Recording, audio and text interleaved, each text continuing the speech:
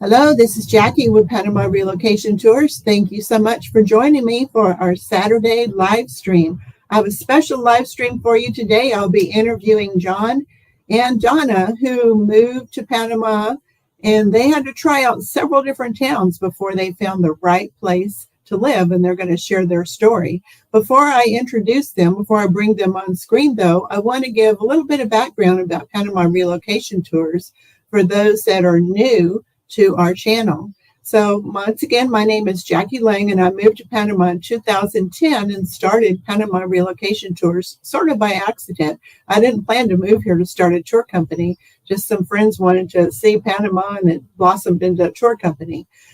So since then, since 2010, we've completed 172 relocation tours, and we've helped thousands of people relocate to Panama and have a smooth, easy transition if they follow our advice. We give some advice that you probably won't hear in other places, certainly not in some of the big international magazines.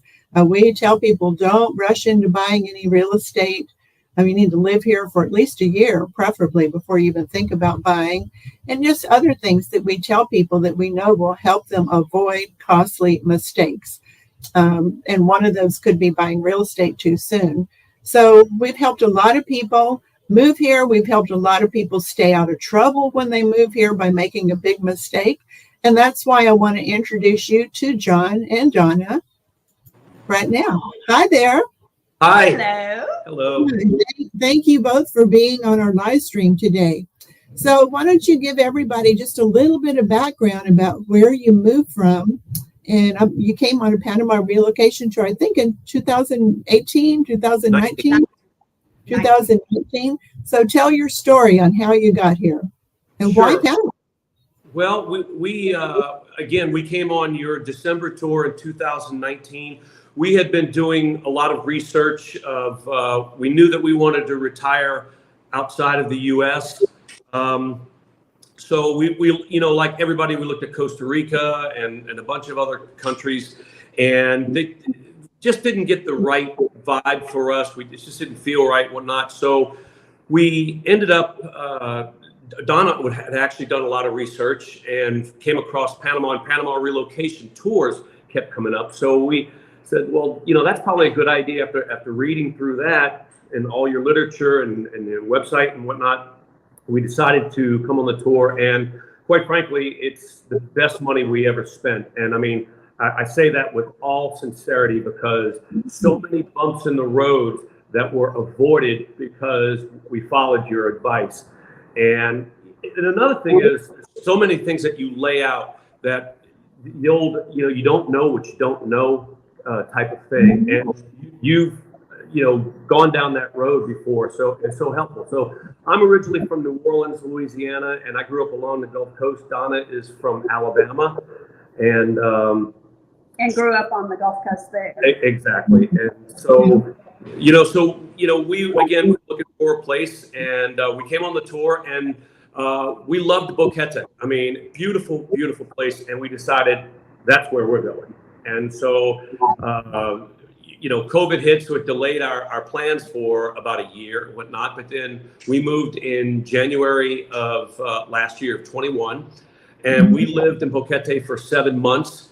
Particularly, we lived in the Palo Alto section, and it's beautiful. We rented a gorgeous house up there on a finca, and it was just a beautiful place. And at the time, we did not have an automobile, so we walked town, and that was very, very convenient. And so we would go 2 or 3 times, a week to get like fresh vegetables and food and whatnot. And so we enjoyed that very much, but it was a little cooler than we like.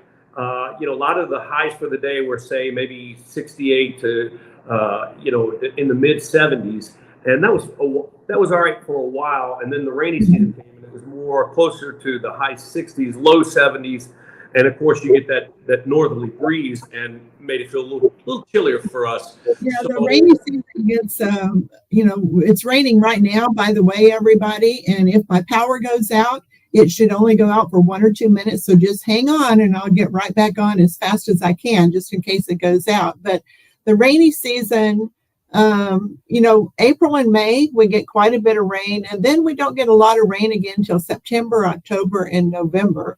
And we get quite a bit of rain in those months. And some people, if you plan your day right and you just do all your errands in the morning and you're back home by 2 o'clock in the afternoon, then you can usually not get stuck in the rain. But, then you can't get out and enjoy it, going out to dinner, meeting friends and going hiking after 2 o'clock in the afternoon or going grocery shopping after 2 o'clock in the afternoon. So living in Boquete, it is absolutely beautiful. And it's all that rain that makes it so beautiful. But it can definitely get old for a while, especially for people that are coming from an area that doesn't get very much rain. Because we get 100 to 120 inches of rain a year in Boquete. That's a lot of rain. It's a lot of rain. So it's really smart that you didn't. So many people come to Panama and they rush into buying real estate. They say, oh my gosh, this is beautiful. I think I've died and moved to heaven. And I'm going to buy something right away. And the real estate agents would love it if you do that. But it's a mistake to rush into buying. You need to give it a little bit of time and try out some different areas, ideally straddling the dry season and the rainy season, because they can be so dramatically different.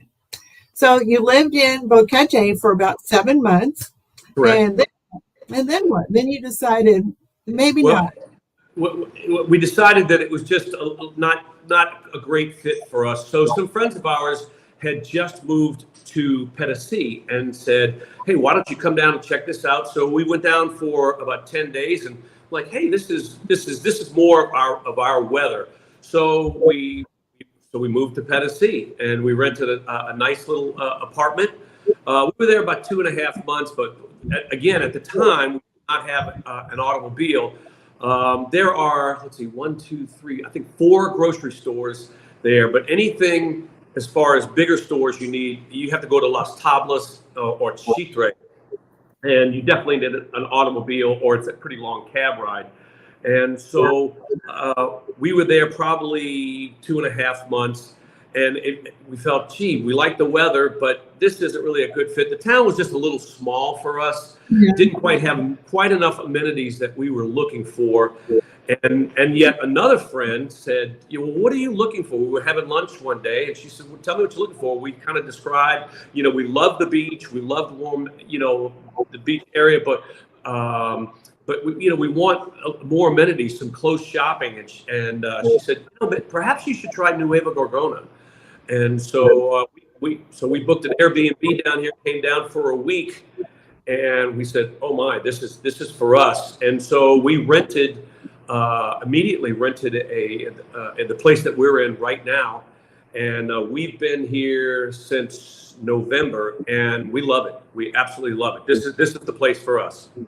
So for people that don't know, Nueva Gorgona is a little bit east of Coronado. Many of people have heard about Coronado, and that's about 1.5 hour, 2-hour drive, depending on traffic, west of Panama City. So it's real close to Panama City and the Chacoma International Airport, which is a big plus. But there are, movie theaters and shopping centers, a Cinnabon, and, the Westwood, all kinds of things. We're getting a Starbucks. Starbucks. That's not good. Panama good. The biggest producer of coffee in the world, and they're going to bring a Starbucks. It's not good. But the good thing about Gorgona, so many people have heard about Coronado, but it can be pretty expensive in there. A condo or houses in there could be 20 to 30% more than a condo or a house over in Gorgona. You're still looking at the same Pacific Ocean. You still have the same beautiful views. You can even see Coronado from Gorgona and vice versa. But you get to save money by moving. And we can actually via the beach, we can walk to Coronado very easily. Yeah. You get in the car, you have to drive out to the main road and up 4 or 5 miles and then down another road. But we can easily walk there along the beach at low tide. That's another thing. You got to learn the tides here. Yes, we do. Yeah, we have 15-foot tides here. Well, and I've been in Gorgona a few times when some of the fishing boats were coming in, and they had fish that you could buy right off the boat. That's correct. Probably at a cheaper price than they would sell it to the people in Coronado for. So those are some other things about moving to Panama. It takes time to learn about the weather that you're going to like the best. It takes time to learn about the different, you've read about a town like Petitsi. A lot of people read about it, oh, this is exactly where I want to go. And then you get there and it just doesn't feel right. Or Boquete, everybody's read about it, but the weather or just doesn't feel right, or you can never find a parking place. Just all kinds of little things that you need to take your time and explore different areas instead of just hitting deciding on one place and moving there and not keeping your options open to go out and explore other places like you did. I mean, you just spent 10 days in Petitsi and you said, well, yeah, maybe this will work. So you gave there to give it a try. That's right. We did. And I think John's going to touch on something that happened to us there that I think is very important for your listeners to know and understand. One of the things that you have always stressed from the beginning and that we have followed is that, do not purchase anything until you've been here a year. Do not. Well, we had been in Panama, I guess, about 8 months at the time. We had just moved to Petitsi, and there's a very attractive gated community. Andromeda is the name of it. And we went there and met a real estate agent and showed us around. And it's not ocean. There are ocean front lots, but there are a bunch of lots back that are ocean view. And the lots were reasonably priced and very reasonably priced for ocean view. And then he introduced us to a builder and we hit it off very well. The builder took us to a house that he built, and the lady who owned the house happened to be home. She was very graciously let us come view the house on very short notice. And it was beautiful. We absolutely loved it. And so he said, I think we'd like to go forward with building a house. So we said, actually, we want something very similar to this house right here, just one street down. So long story short, one of the assumptions that we made is, so when you agree on a price, like a square foot price, I think, for example, in the United States, you get a basic house and maybe the square foot price is say $175 or $195 a square foot, and you have, you get your basic appliances and your basic light fixtures, and at that point, if you want to upgrade, well then cha-ching on up. Well, come to find out, we get the contract and I'm looking at it and I said, well, it doesn't say anything about the appliances. He goes, oh, there's no appliances. I said, excuse me? Yeah. And I mean, there's no light fixtures. There's no light switches. There's no toilet paper holders. There's no towel bars. Absolutely nothing. So you get a shell for that price, and it's like, oh, wait a minute. So now you start adding all these things, and the price wasn't anywhere near what we thought it was going to be, and it was as much, if not more, than something we could have bought on the Gulf Coast of Florida or Alabama. And immediately we backed out. Fortunately, we hadn't signed the contract. We were, reviewing the contract. We backed out right away. And it just, there's an old saying I go by: after your 13th birthday, there's no such good thing as a surprise. And so we said, no, this is done. And then so shortly thereafter, we moved to Gorgona. And again, we moved here in November. We've been here, and just recently, a unit in the building we've decided to purchase, and it's going to require a little renovation. So maybe we'll do a follow-up interview after we've done the renovation and let you know how that went. But we've been in this building and this place in Gorgona long enough to know that this is where we want to be. But we're happy that we didn't buy anything in Boquete and we didn't buy anything in Petitsi. We waited until we got here because otherwise we would have had buyer's remorse. So you live in a condo complex, is that correct? And how many stories high is it? Ours it's only 15 stories. It's one of the shorter ones, and there's only 2 units per floor. So there's only 30 units in the whole building. And the units. I've been to the unit you're in. It's really nice. So there's some important things that people need to understand about moving into a condo complex. Absolutely. Let's go over what I'm sure that we talk about that during the tour, things to be careful of in a condo complex. One of the most important ones is when you're moving into a condo, once again, you look at that beautiful ocean view and you know, this is what I've been dreaming of for retirement. I want to be here. But there's some important things that you need to ask. And unfortunately, you can't always rely on the real estate agent to give you an honest answer. It's sad, but that's the way it is in Panama. So you really need to talk to some of the people that live there before you sign on the dotted line. One of the most important things to find out is what are their deed restrictions and how long can somebody lease a house for? Do they have a lot of Airbnbs in the unit, or is it a 3-month minimum or 6-month minimum? So that's an important thing to find out, because if they allow Airbnbs, a lot of Airbnbs, you're never going to get to know your neighbors, because it's going to be like a hotel. People are coming and going all the time. And a lot of times they can cram 3 families in a 2-bedroom condo and have some really loud parties that go till the wee hours of the night. Do they have restrictions about noise?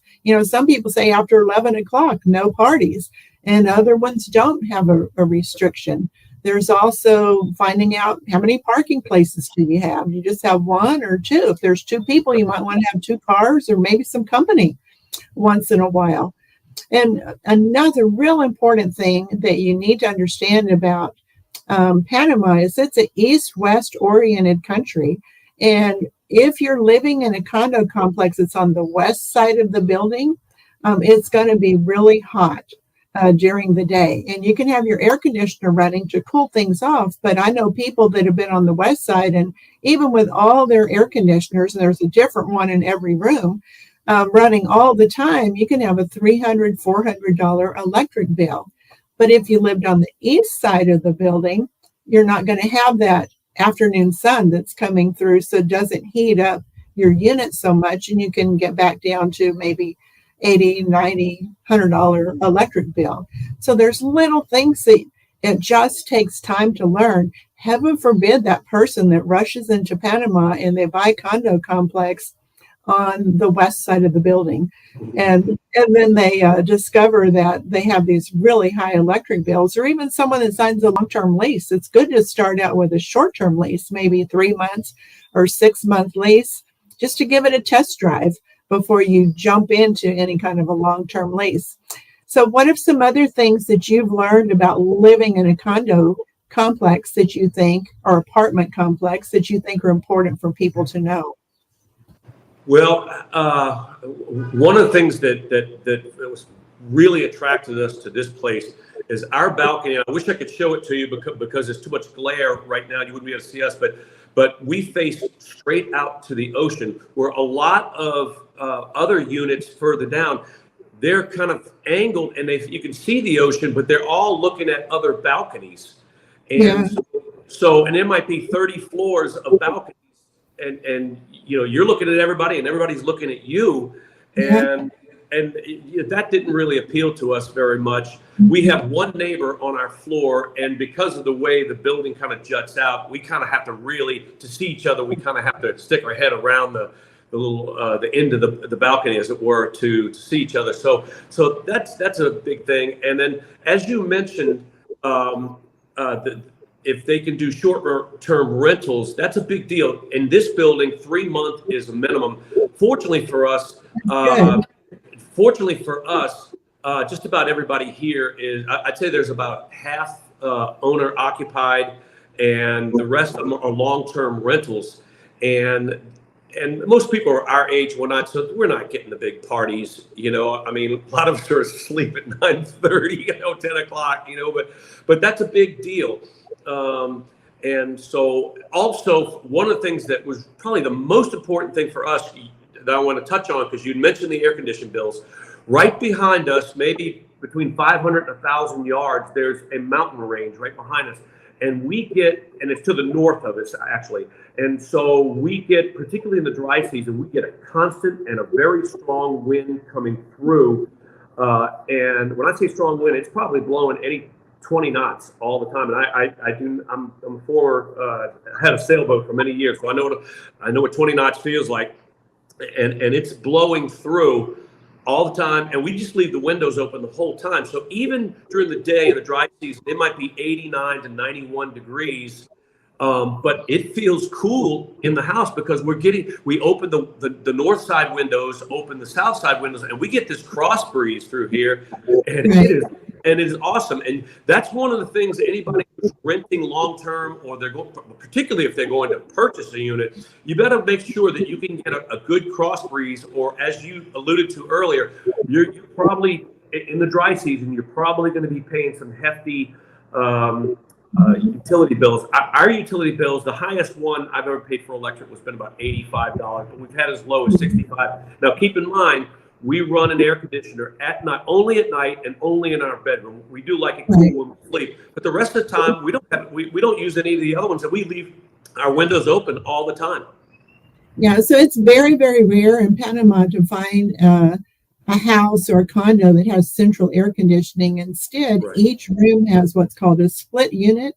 And if you watch the video live stream I did last week, and you'll see I had one right above my head, a split unit. It's up high on the wall, and you have a controller. So you just close off the rooms that you're not in. You don't need to cool those off. You're not even in that room, and you only turn the air conditioner on in the room that you're in. So it's more cost effective. It's not as pretty to have that unit up on the wall, but so what? It doesn't really matter because you're saving money as opposed to cooling off the whole unit whenever you're not in there. You brought up a really important point about having ocean breeze. There are some places that I've been in the Coronado, San Carlos, Santa Clara area, Coronado area even.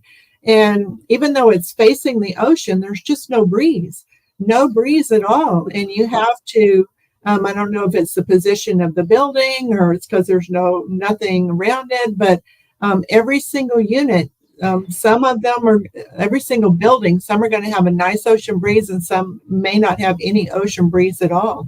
I've had so many people that came on a tour that moved into some complexes, and they maybe had a 3-month lease, and they ended up even leaving early because they were just suffocating with either really high electric bill or absolutely no ocean breeze. And they wanted to have their windows open or sit out on the balcony and enjoy their adult beverage and a nice ocean breeze. But if there wasn't one, then you just have to find a different place. It's another good reason to rent short term, to make sure that the unit, that everything's maintained properly, that it has a nice ocean breeze, is security always there and friendly and taking care of things. To the maintenance people, the grounds people take care of things. So when you see it the first time, it might look great, but in 3 months' time or in 6 months' time, is it still looking great? So another reason not to rush into buying anything, to just see how that everything goes with those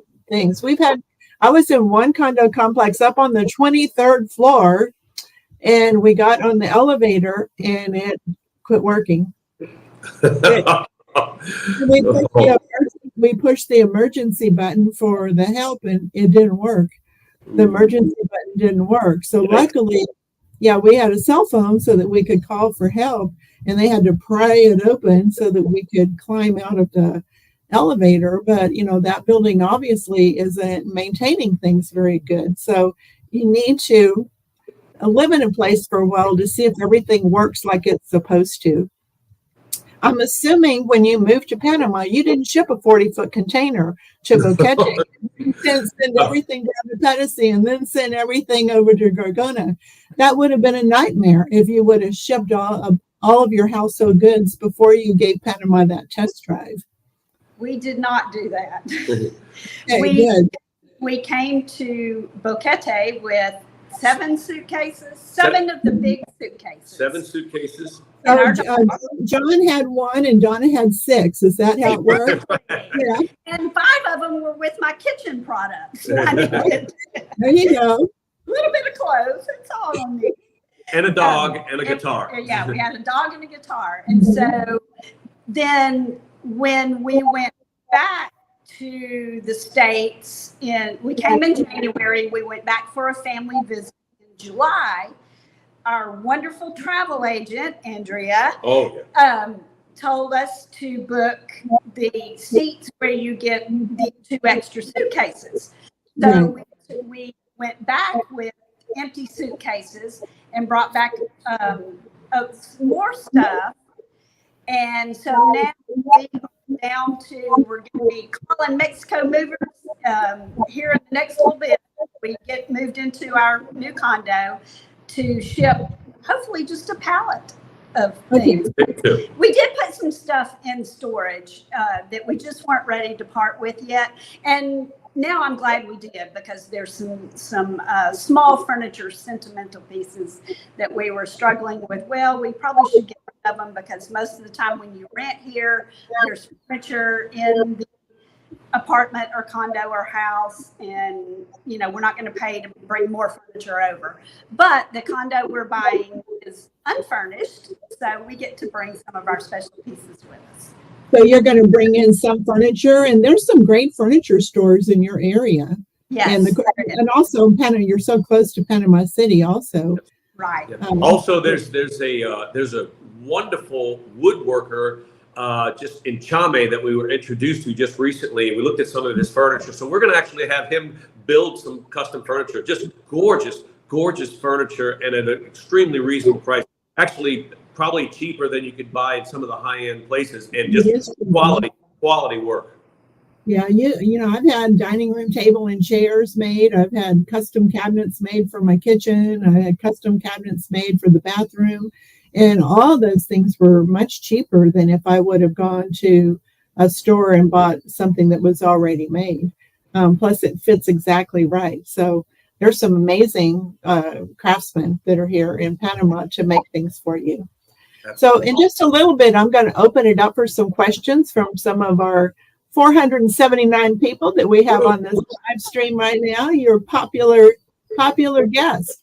But before I open it up, is there anything else that you can think of to share with people about advice on how to find the right spot, or how to find their sweet spot that they want to move to here in Panama?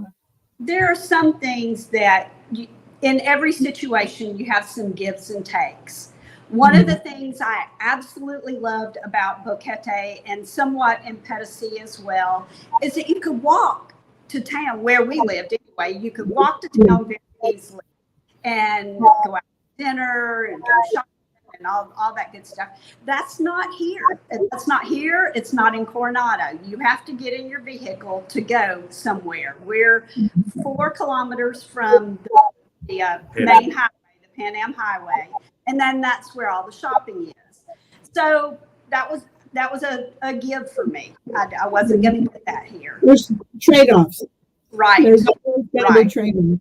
The other thing you have to know, there's not, I haven't heard of any violent crime around here whatsoever. And we have friends that have been here for years and years and years. But there's petty theft. If you leave something outside, somebody's going to take it. So it's good to be in a secure building, which I think most all of the condo complexes around here are secure. Or if you're in a house, just know that it's a little harder to secure it, even if you have the razor wire and that kind of stuff, because they figure out how to get in. A house sitter, if you're gonna go back to the States or Canada or wherever, or just travel in general, as having a house, you probably want to get a house sitter. It's a really good idea. One thing in the condo that we like, that we can just lock the door and walk out with our suitcases and we're good. So that's one of the gives that or the takes, I guess, because we like the freedom that we can do that. So, again, there's give and take, anywhere you go. I don't care if it's Boquete or Panama City or anywhere in between. All of them have the pluses and minuses. It just comes down to what's important to you. And I think my biggest advice to people that move to Panama, first of all, you come with a place in mind, whether it be Boquete or Coronado, whatever, and you say, this is where I want to live. Well, be flexible enough to where if you live there for 3 months, 6 months, go, this is not exactly what I thought it was going to be. Don't think that this is Panama. There's plenty of other places in Panama that are totally different. So give it another place to try, at least 3 months, and so every place has its pluses and minuses. Be flexible to try some other places, even if it wasn't on your radar. I mean, one of the things, we love El Valle. Oh my God, El Valle de Anton is beautiful. Again, kind of like Boquete, in that it can be rainy and whatnot, but we love going up there on a day trip and spending the day and et cetera. So just be flexible if you're going to move. Valle is kind of like Pedestal. There's not much there. There's not very many amenities there. It is a beautiful place, but exactly. limited shopping, no hospital, no doctors. You have to go into Coronado for those things. So I think everybody needs to make a list of the things that are most important to them. I have to have a hospital close by, or I have to have a bowling alley, or I have to have whatever it might be that is your must-have list. And then look for the towns that have those things that are here in Panama. Of course, you've got to match up to your budget also, because some people, they can afford one town, but they can't afford another town. There's going to be a town in Panama that will fit any budget. But you really need to decide which are your must-have things that are on your list. And that could be a medication. Is the medication that you take, is it available here? But what do you have to be able to live overseas, and then determine if Panama has it, number one, and where does Panama have it as a number two? Now, as far as medications go, even if it's not in the little town that you're in, you can probably order it in Panama City and have it sent to you, Felicia Chevali or Uno Express or something like that, and get the medications. But these are all things that we teach you during the tour, and in our complete Panama relocation guide, we teach you, yes, you can't do it this way, but maybe you can do it that way. There's always a different way to get things done here in Panama. Jackie, we went on the tour in 2019. That relocation guide that we got on our tour stays at our bedside and at our desk side all the time, because we'll go, I wonder wait, let's check the tour guide first. It is invaluable. That's good. Thank you so much. I'm glad that it was helpful. So I'm going to open this up for some questions for about 15 minutes from our guest.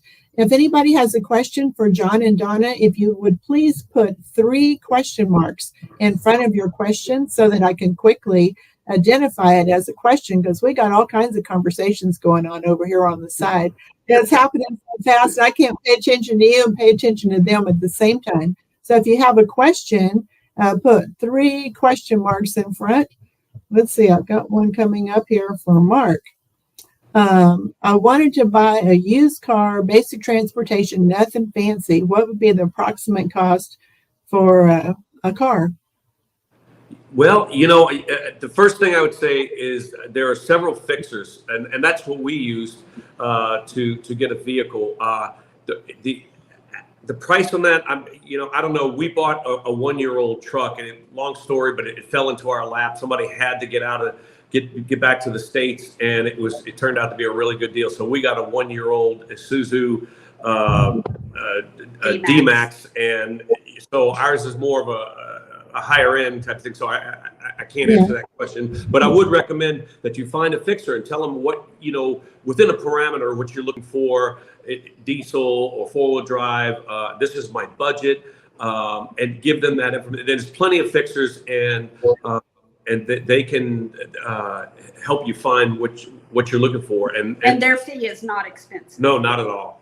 Yeah, so we have in the complete Panama relocation guide, and during the tour, we have a list of car brokers. A car broker is kind of like a real estate broker. You say, well, I'm looking for this particular car, and this is my budget. And they go out and they find it for you. So when I first moved here, I've bought 4 cars since I've been in Panama in the 12 years I've been here. My first car was a Kia Sportage, and we told the guy that we wanted to spend less than $10,000. And I bought a Kia Sportage, I think for $8,900, something like that.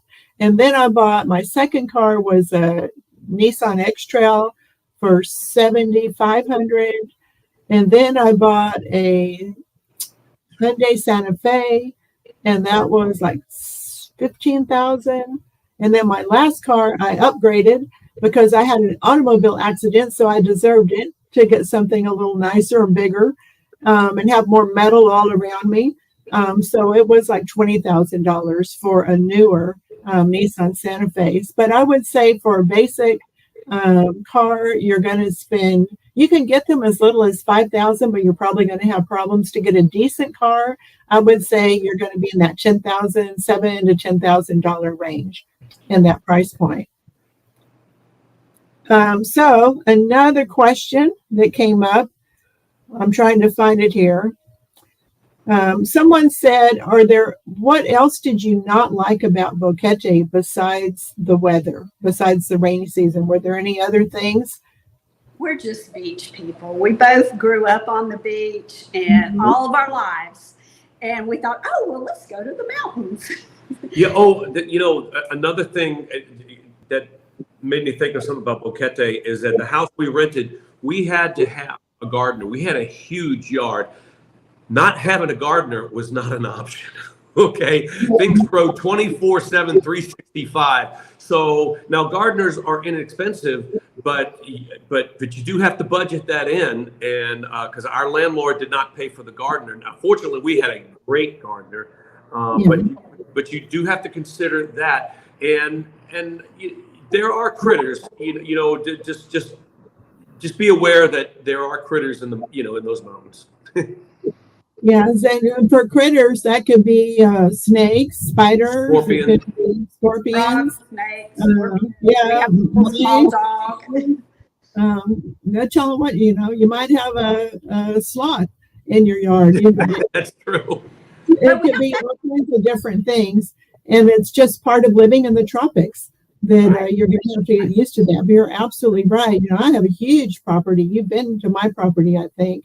Yes, and I have one gardener that comes twice a week, and then I have two other gardeners that come twice a week. But especially when it's raining, it can grow a foot. If you let it go for 1 week, your yard can grow a whole foot. But you really have to keep it under control. And I think I've got 4 weed eaters that I bought my gardener.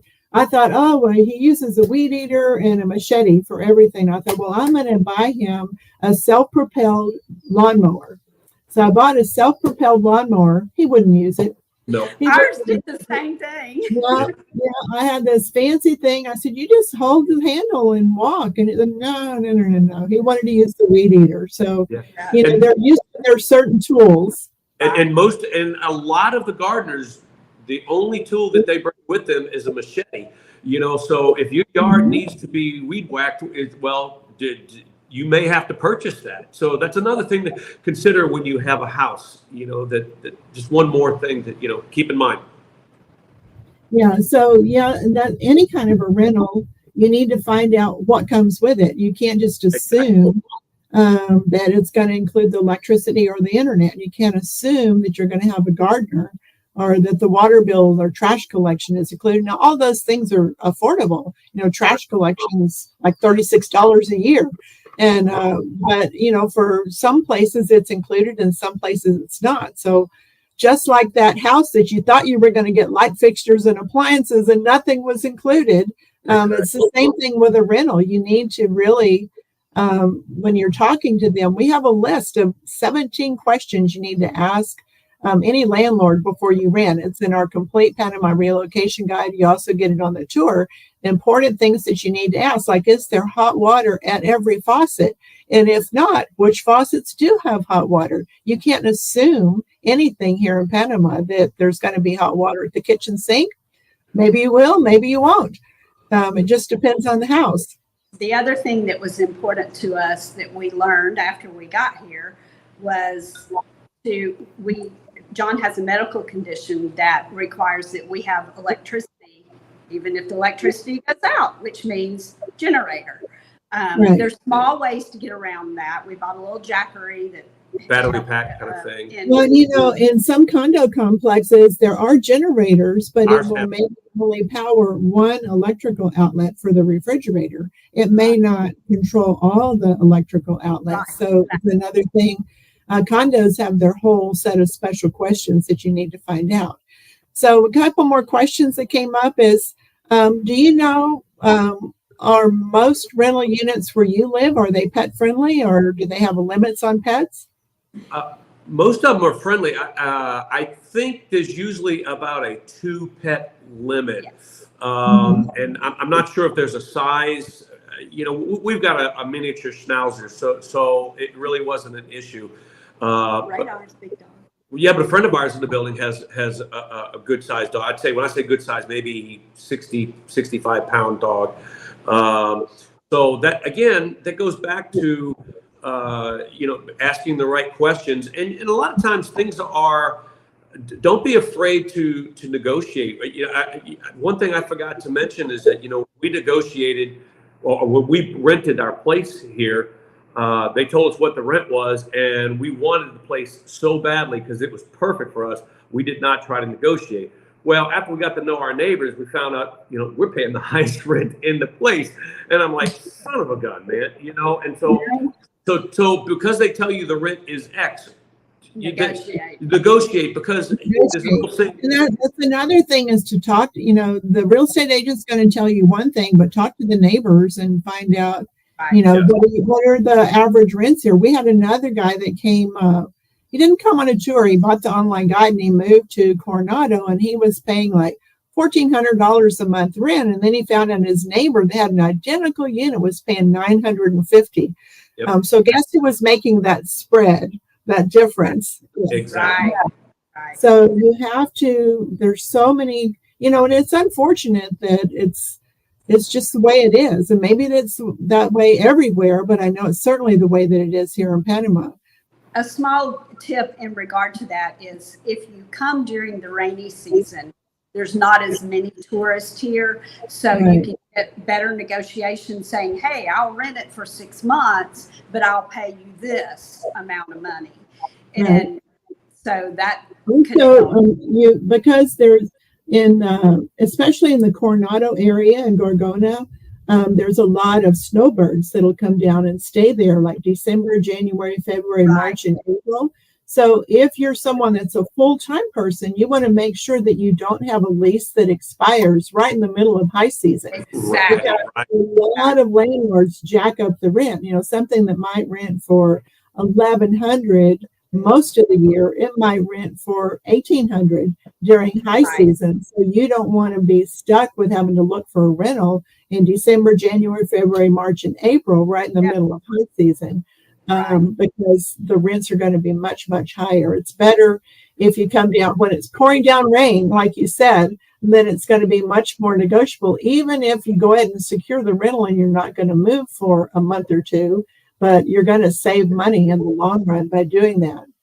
So another question that came up for you is like where you live, how's the water pressure, and do you have good hot water at all your faucets?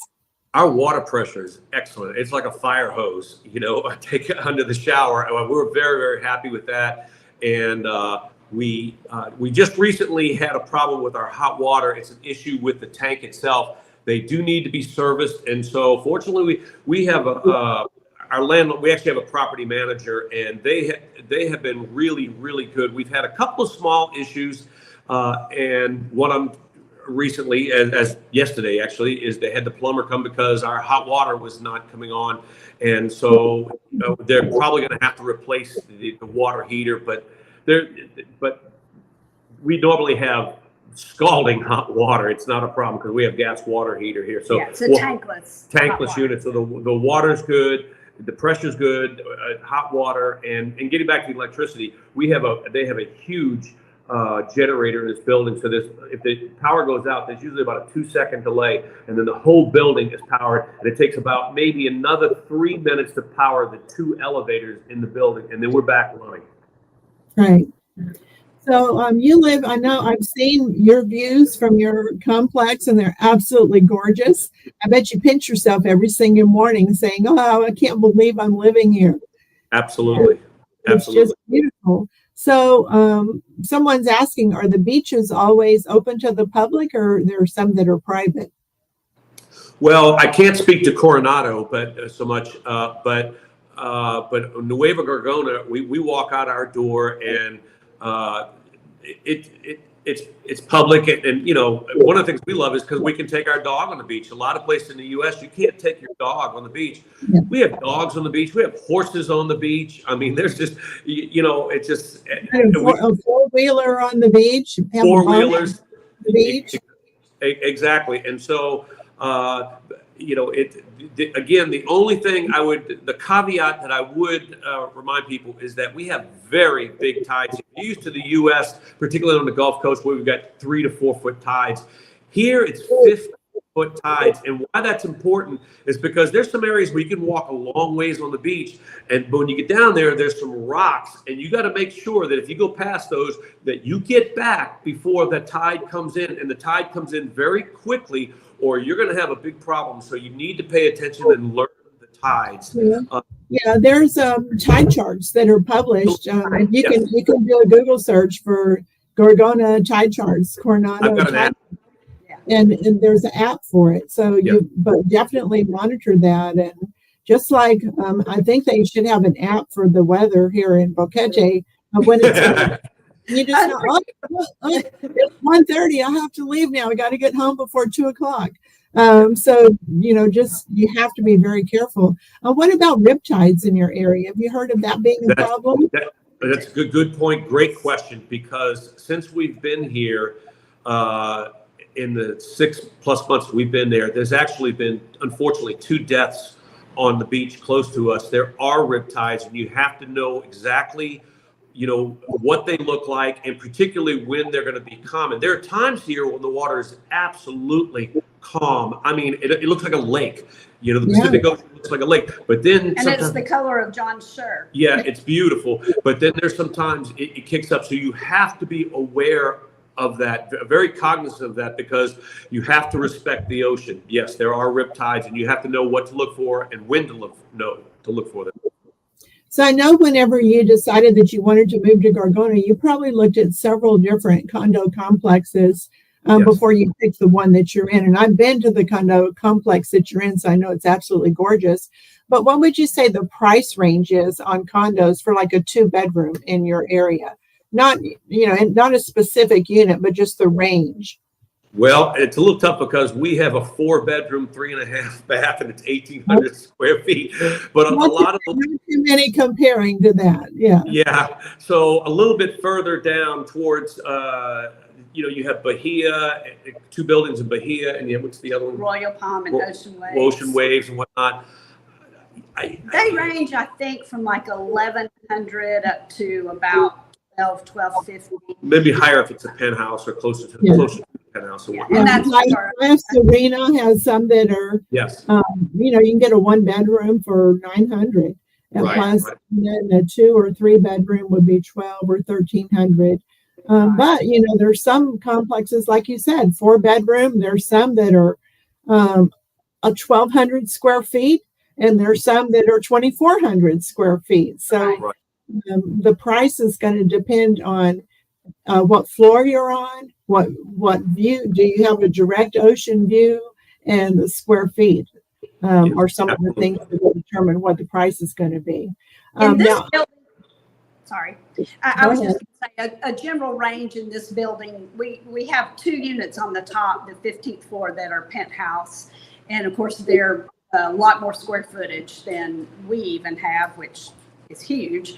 So they range here from, I think, around 12 to 14, 1,500. And then the penthouse, I think, goes for 18. Yeah.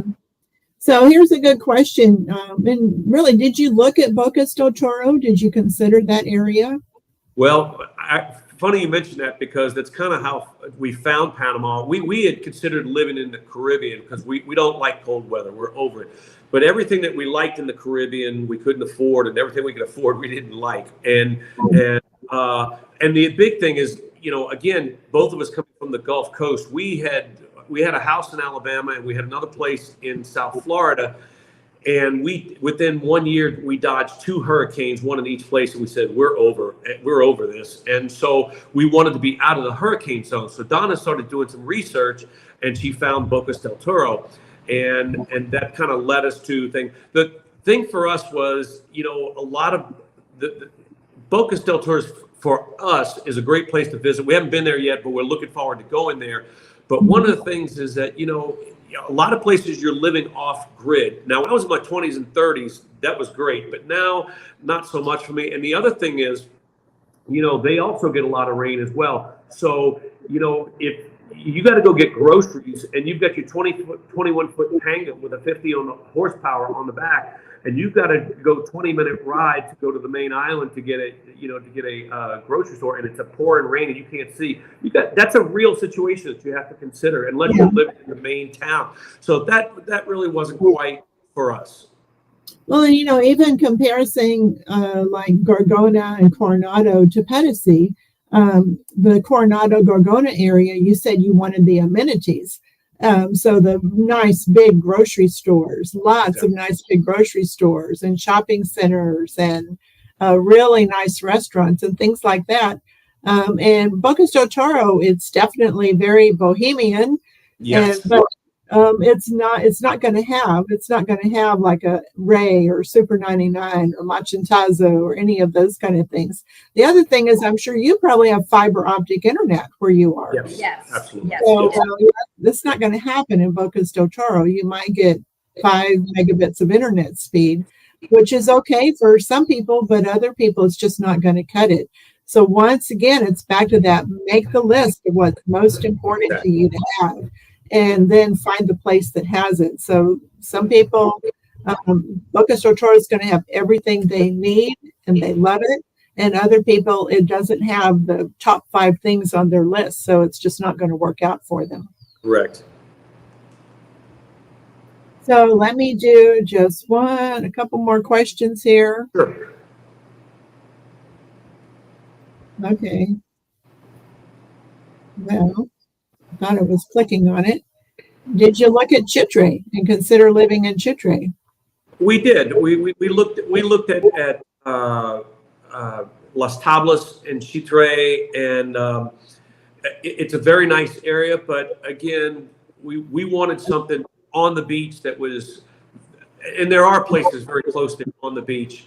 Some friends of ours lived in was it Rompio? Rompio. El Rompio.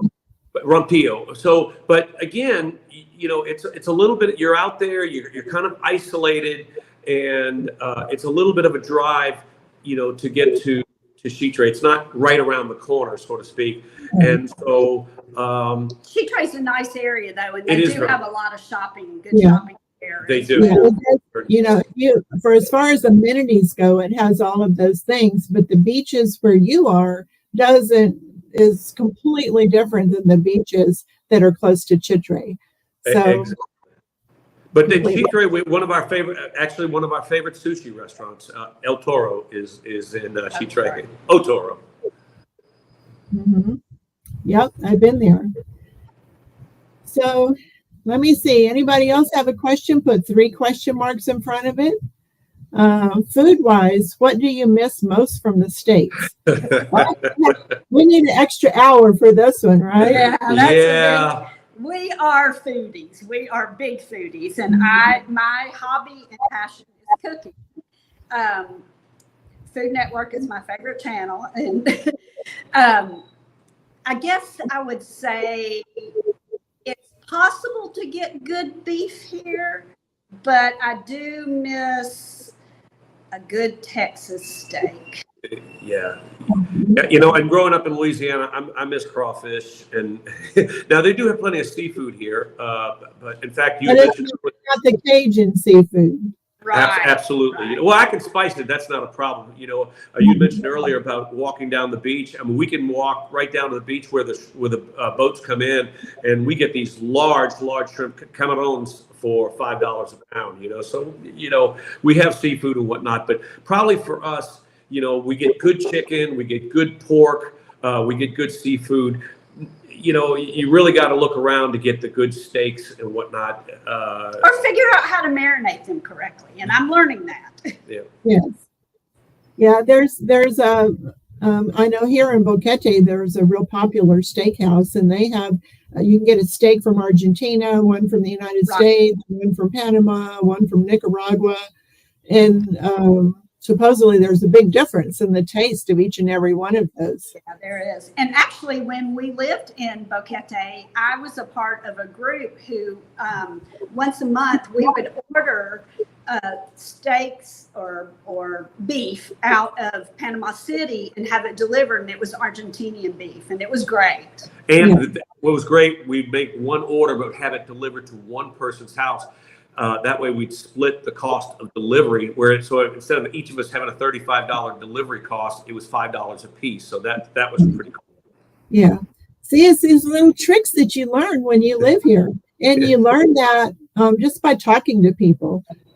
Just by talking to people, and people mention something, you say, hey, I'd like to get in on that. So there's all kinds of little things that you can do. I know there's other people that they order like organic whole wheat flour in bulk, and they share things like that. So and organic vegetables, you can get a big box delivered to your house for $10. So all kinds of little things that you can do once you get moved here. So I want to thank you both so much for taking your time to talk to everybody today and sharing your information. It's really important information. Anybody that was on this live stream and had this conversation going on over on the other side, I hope that you take the time to just sit and watch the video and listen to this really important information that John and Donna shared with you about how to find the sweet spot or the perfect place to live here in Panama.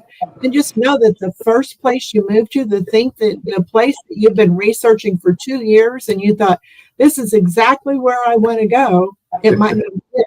It might not be the right place. Exactly. And the second one might not be the right place, but there's just so much diversity here in Panama that it's going to have the right place. It just might take a couple of different moves and visits to different areas to find it. And because we didn't bring too much with us the first time, moving 3 times was not hard at all. Not hard to do. Probably all fit in your car.